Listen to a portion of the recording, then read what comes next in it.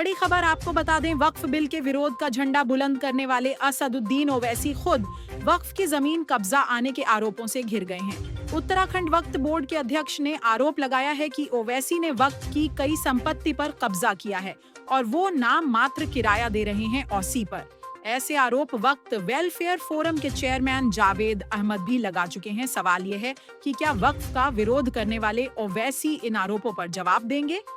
उत्तराखंड वक्फ board के अध्यक्ष शादाब शम्स का आरोप है कि ओवैसी 1-2 नहीं 3,000 करोड़ से ज्यादा की प्रॉपर्टी के मालिक है। शादाब शम्स ओवैसी को आईना दिखाते हुए पूछ रहे हैं कि अगर वाकई वक्फ बिल से मुस्लिमों का हक मारा जा रहा है तो वह क्यों नहीं अपनी इतनी बड़ी प्रॉपर्टी मुस्लिमों के लिए दान कर देते।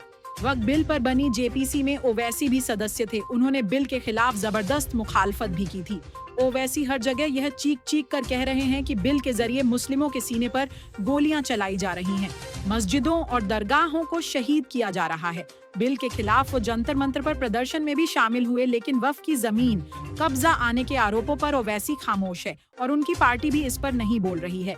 असदुद्दीन ओवैसी पर इस तरह के आरोप नए नहीं हैं। पिछले साल अगस्त महीने में वक्फ वेलफेयर फोरम के चेयरमैन जावेद अहमद ने यह आरोप लगाकर सनसनी फैला दी थी कि तेलंगाना में 3,000 करोड़ से ज्यादा की प्रॉपर्टी पर ओवैसी का काम हो रहा है। ऐसा नहीं है कि वक्फ बिल का विरोध देश हर मुसलमान कर रहा है, कुछ मुसलमान इस मुद्दे का विरोध करने वालों की पोल भी खोल रहे हैं। ऑल इंडिया मुस्लिम जमात के अध्यक्ष मौलाना शहाबुद्दीन बरेलवी तो यह आरोप भी लगा चुके हैं कि वक्फ बोर्ड को सियासी पार्टियों ने हाईजैक कर लिया है।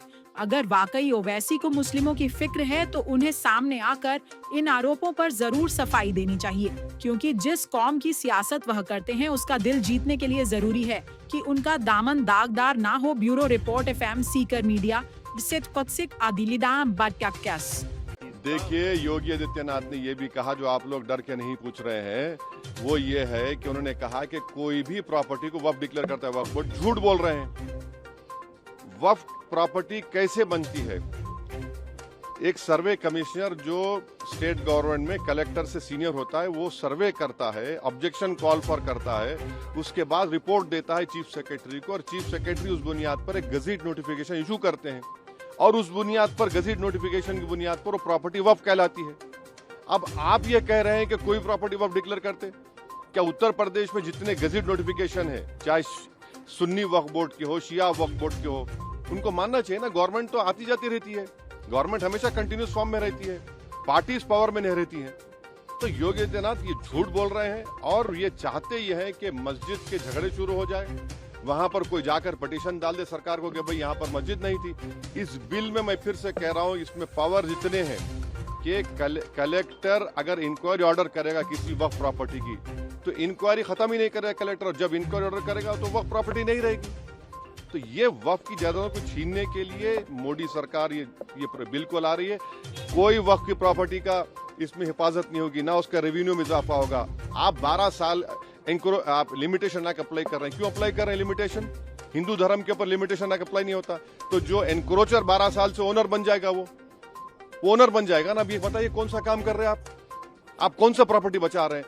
ये पार्लियामेंट सामने मस्जिद है, आप वक्फ बाय यूजर निकाल के कह रहे हैं कि डिस्प्यूट गवर्नमेंट होगा, क्या डिस्प्यूट होगा? ये गवर्नमेंट प्रॉपर्टी होगी। दिल्ली LDO कहती है ये मस्जिद जो है हमारी है।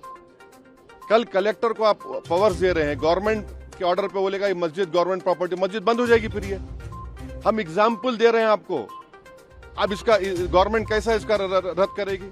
और फिर इनके जो चमचे हैं दुम छल्ले, एक अजमेर दरगाह के वो कौन है, वो दीवान का बेटा है।